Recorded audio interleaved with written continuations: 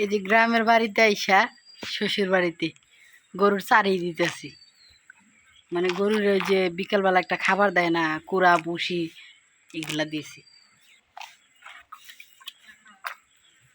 তো যাই হোক, গ্রামের বউ আর শহরে গেলে শহরের বউ, এটাই ভাগ্য, এটাই নিয়তি। তারপরে আলহামদুলিল্লাহ শুকরিয়া আদায় করি আল্লাহ পাকের কাছে, অনেক ভালোই আছি, অনেক শান্তিতে আছি। তো এই যে দেখেন আমার শ্বশুর বাড়ি ভাঙ্গাই, তো ভাঙ্গা হইলেও নিজের শ্বশুর বাড়ি যেমনই থাকুক আলহামদুলিল্লাহ ভালোই।